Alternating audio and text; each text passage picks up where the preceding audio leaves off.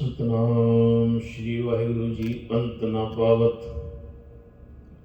देव सबै मुन इंद्र महाशिव जो करी। फुन वेद बिरंच विचार रहो। हर जापना छाड़ियो एक घड़ी। मथुरा जन को प्रभ दीन दयाल है। संगत श्रेष्ठ निहाल करी। रामदास गुरु जगतारन को।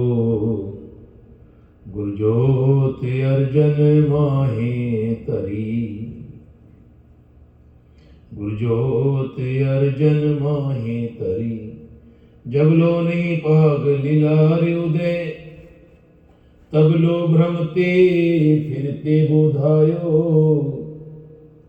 कलकोर समुद्र में बूढ़त थे। कबहू मिट है नहीं रे पछतायो।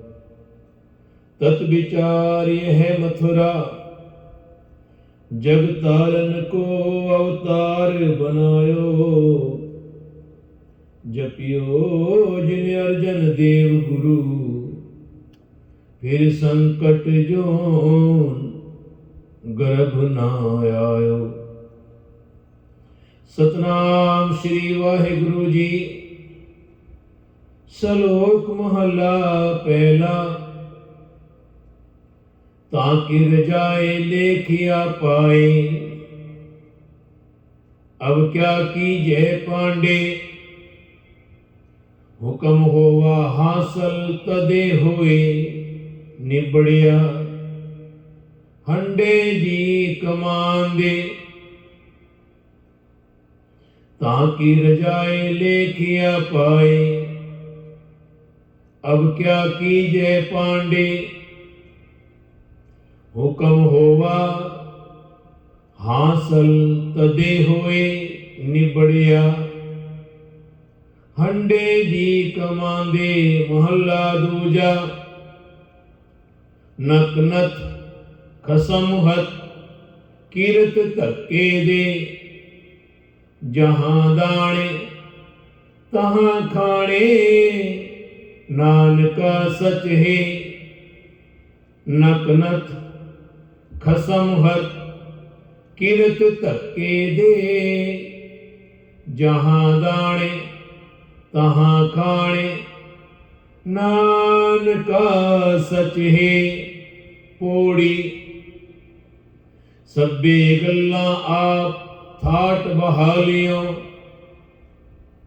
सब्बे गल्लां आप थाट बहालियों। आपे रचन रचाए। आपे ही कहालियों। आपे रचन रचाए। आपे ही कहालियों।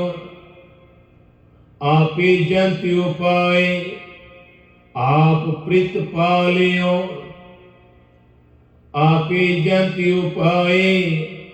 आप प्रित पालियों। दास रखे कंठ लाय। नदर निहालियों। नानक भगता सदा आनंद पाओ दूजा जालियों। दास रखे कंठ लाए।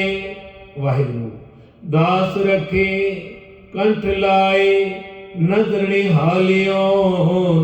नानक भगता सदा आनंद पाओ दूजा जालियों। वाहिगुरु जी का खालसा वाहिगुरु जी की फतेह। उस मालिक सर्वशक्तिमान अकाल पुरख जो सर्व सृष्टि का करता अते धरता है। सर्व सृष्टि की सृजना करने वाला सृजनहार प्रभु। सर्व सृष्टि की रचना करने वाला रचनहार प्रभु। सर्व सृष्टि नो करणहार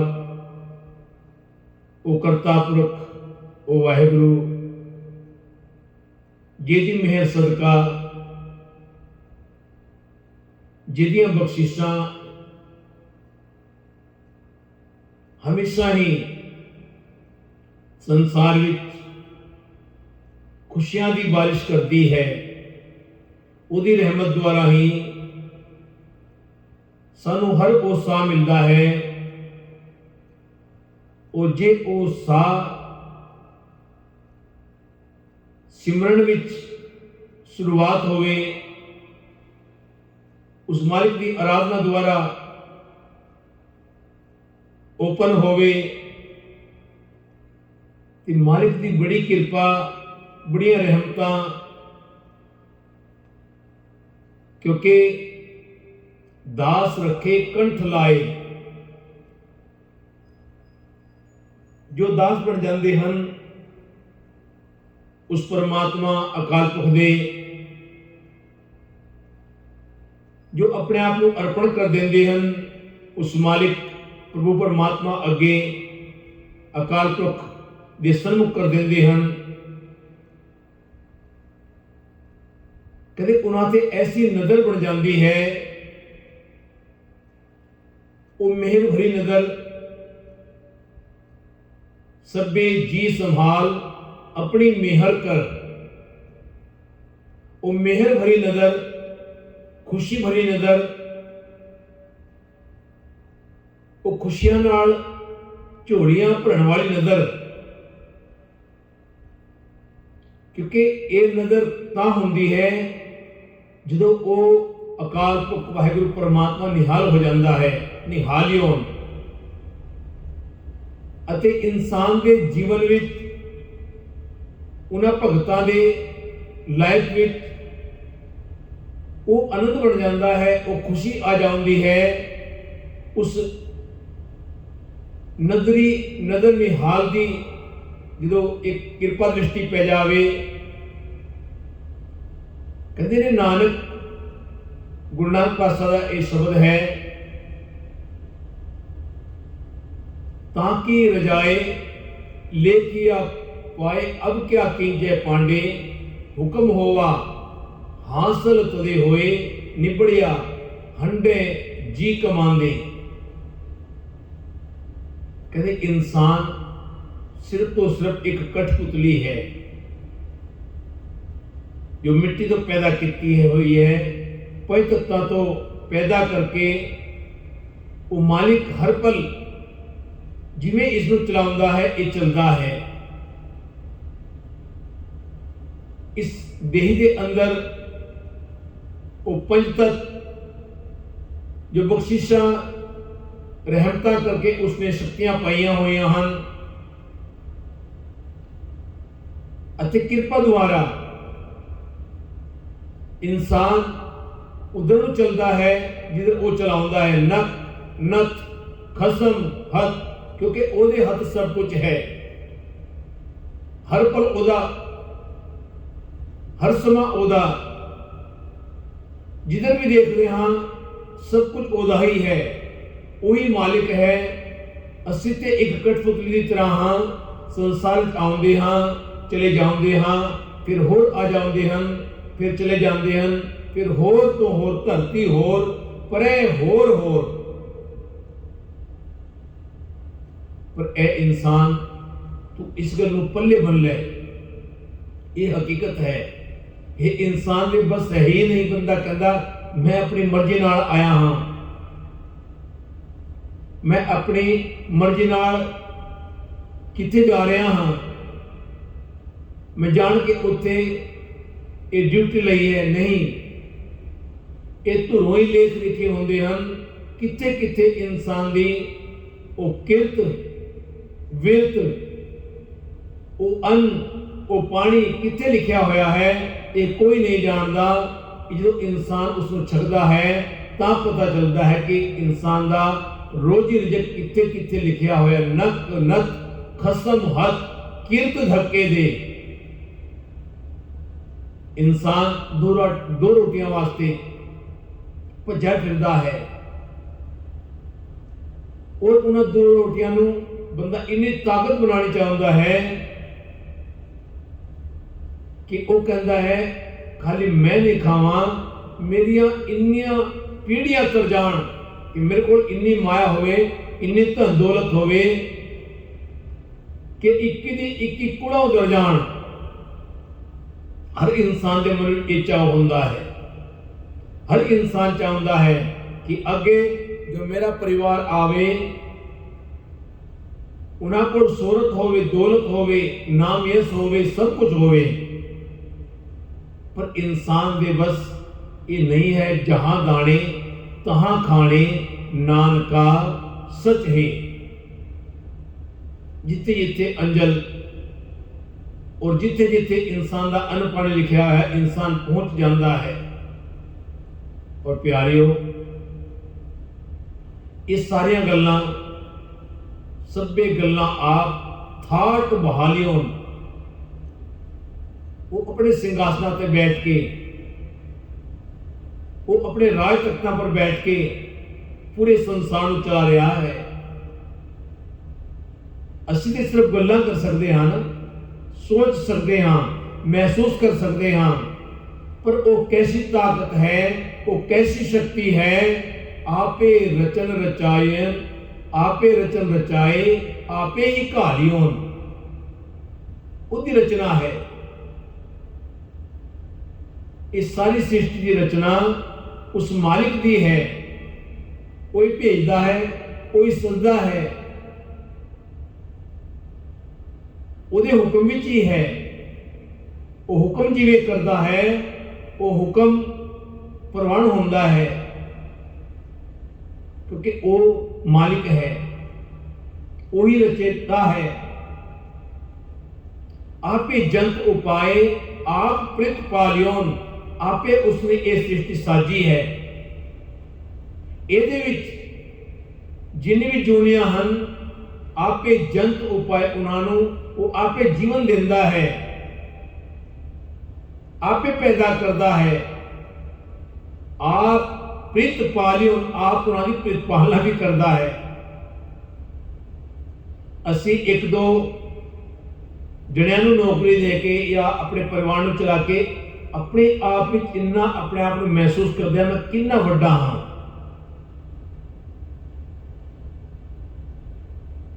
मैं कितना स्मार्ट हाँ, मैं कितना होशियार हाँ। अपने आप को इंसान ये कहता है, ये मिट्टी का पुतला।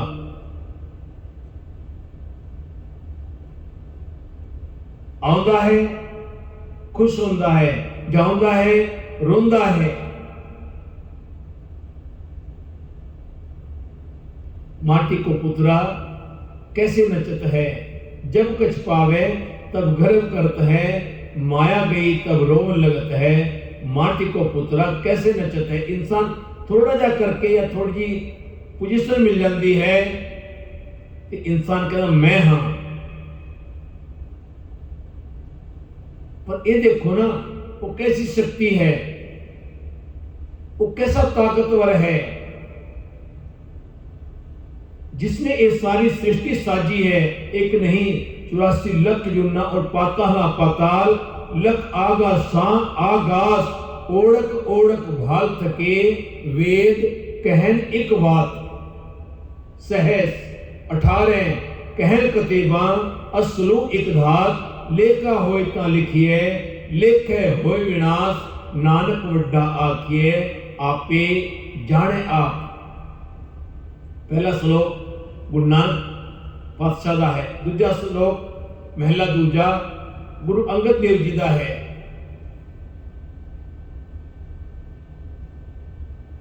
उन्होंने कैसी शक्ति भर दी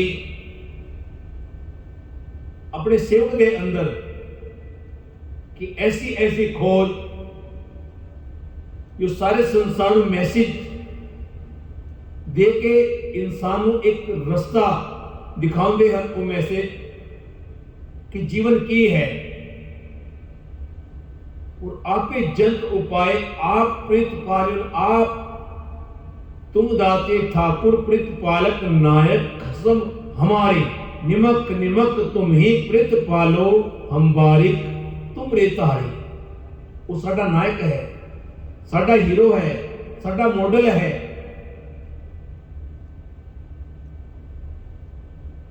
वो आप सब कुछ करता है, आप प्रतिपालना कर रहा है, आप ही सबनों वेख रहा है। कैसी शक्ति है। और जिन्हां इंसानां ने उसਨੂੰ जान लिया है, उसਨੂੰ पहचान लिया है, ਉਹਦੀ भक्ति प्रवान हो गई। धन गुरु रामदास पातशाह जी की जो भक्ति प्रवान हुई ना, पहला कहते सन लोकी कौन संभाल करेगा, कौन देखेगा, कोई किसी का हाथ फड़दा ही नहीं। वाकई हकीकत है, लेकिन जदों प्रतिपाल करने वाले वो है, रहमत करने वाले वो पल विच चाहे ते कुछ भी कर सकता है कि दास रखे कंठ लाए। गुरु रामदास साहब जी दे अपने बोल हैं, उन्होंने अपनी जीवन की गाथा शब्दों द्वारा उस मालिक की कृपा द्वारा गुरबाणी जो लिखी। कहते जो वो कंठ लाता है ना, जो इंसान वो दास बन जाता है, इंसान दास बन के ਉਹਦਾ गुलाम बन के ਉਹਦਾ बन जाता है, ਉਹਦੇ ਵਿੱਚ अपने आप को एकमिक कर लेता है। फिर कहते दास रखे कंठ लाए, कहते एक अकाल पुरख और एक भगत यानी दास वो कंठ नाल ला लेता है, अपनी छाती नाल ला लेता है, अपने दिल नाल ला लेता है। और जदों दिल अते दिल मिलते हैं, एक परमात्मा की शक्ति जो पावर शक्ति है, आल वर्ल्ड की पावरफुल शक्ति है, और एक आम इंसान नाल जदों इस तरह मिलते हैं ते जिहड़ा दास है उसके अंदर वो किरणा वो शक्तियां बन के ऐसा रूप बना लेंदियां हैं कि नजर निहालियों पूरी जिंदगी पूरी लाइफ नजरी नजर निहाल हो जाती है। वो खुशियां इंसान के अंदर वो खेड़े जाग पैंदे हैं, वो खुशियां के द्वार खुल जाते हैं, वो करिश्मा चमत्कार करामात दे बूहे खुल जाते हैं। वो 9 निधियां रिधियां सिद्धियां 12 सिद्धियां 18 सिद्धियां 8 निधियां दी सिद्धियां दी दाता वो कर्म विधाता ऐसे बना देता है पलवित कि इंसान समझ ही नहीं सकता कि पलवित मेरे नाल ये हो गया की और हो गया किवें। इंसान समझ नहीं पाता क्योंकि पलवित नजर निहालियो नजरी नजर निहाल जिनको नजर करम तिनकार नानक नजरी नजर निहाल उसे पल विच नजरी नजर निहाल कर देता है। लख खुशियां पातशाहियां जे सतगुर नजर करे वो लखा खुशियां नाल इंसान दी झोलियां भर देता है। वो बादशाहियां वो पातशाहियां वो सुल्तानियां वो सुल्तनता दे देता है इंसान नूं। निमक एक हर नाम दे मेरा मन तन शीतल होए। मन भी शीतल हो जाता है, ये तन भी शीतल हो जाता है। ऐसी शीतलता आ जाती है जिस तरह चांद एक शीतलता देता है पूरे संसार नूं आल वर्ल्ड नूं। इस तरह उस इंसान के अंदर जो इंसान कंठ नाल ला लेंदा है परमात्मा इंसान नूं अपने दास नूं ते ओदे अंदर वो शीतलता पैदा हो जाती है। निमक एक हर नाम दे वो एक परमात्मा के नाम नाल वो ऐसी शक्ति है। मन अते तन शीतल हो जाते हैं, तन मन शीतल होए जिसको पूरब लिखिया पर ये पूरब लिखे कर्म हैं। जो इंसान ओदा बनता है किरपा होंदी है, किरपा आउंदी है, बख्शिशा आउंदियां हन, रहमतां आउंदियां हन, खुशियां आउंदियां हन। फिर कहते ने नानक भगतां सदा आनंद। उस भगत के मन में वो आनंद पैदा हो जाता है। उसमें फिर सारे संसार दियां जो शक्तियां ब्रह्मांड में जो सैट की हुई उस परमात्मा ने उस अकाल पुरख ने वो शक्तियां सामने दिस पैंदियां हन। वो सारा नजारा वो सारी खुशियां दे खेड़े इंसान ऐसा प्रकाश इंसान के अंदर हो जाता है, ऐसी नजर हो जाती है, ऐसी जीवन नजर नजर निहाल हो जाता है कि इंसान के अंदर वो आनंद पैदा हो जाता है। नानक भगतां सदा आनंद पाओ दूजा जालियों। क्योंकि इंसान ने उस एक मालिक नूं आराध्या है, एक परमात्मा के नाम की आराधना की है। जो इंसान एक नाम की आराधना करता है, एक नाल जुड़ता है, एक दा बन जाता है, उस इंसान वास्ते इस संसार ये लोग सुखिए पर लोग सुहेले, नानक हर प्रभु आपे मिले। ਇਹ ਲੋਕ ਤੇ ਸੁਹੇਲਾ ਹੁੰਦਾ ਹੈ ਪਰ ਲੋਕ ਵੀ ਸੁਹੇਲਾ ਹੋ ਜਾਂਦਾ ਹੈ। ਉਹ ਖੁਸ਼ੀਆਂ ਦੇ ਖੇੜੇ, ਉਹ ਖੁਸ਼ੀਆਂ ਦੇ ਇਨਸਾਨ ਦੇ ਅੰਦਰ ਆ ਜਾਂਦੇ ਹਨ। ਉਹ ਭਗਤਾਂ ਜੋ ਭਗਤਾਂ ਦੇ ਰੂਪ ਵਿੱਚ ਇਨਸਾਨ ਨੂੰ ਮਿਲਦੇ ਹਨ। ਵਾਹਿਗੁਰੂ ਕਿਰਪਾ ਕਰੇ। ਆਪਾਂ ਵੀ ਅਰਦਾਸ ਕਰਕੇ ਮਾਲਿਕ ਸਾਡੇ ਜੀਵਨ ਵਿੱਚ ਵੀ ਉਹ ਨਜ਼ਰ ਨਿਹਾਲਤਾ, ਨਜ਼ਰ ਨਿਹਾਲ, ਉਹ ਖੁਸ਼ੀਆਂ ਦੇ ਖੇੜੇ, ਉਹ ਹਰ ਦੀਵਾਨ, ਹਰ ਮੈਦਾਨ ਫਤਿਹ। क्योंकि लाजपत रखने वाला वो परमात्मा खुद है। वो पल किवें लाज रख लैंदा है ये वो खुद जानता है, इंसान सोच भी नहीं सकता।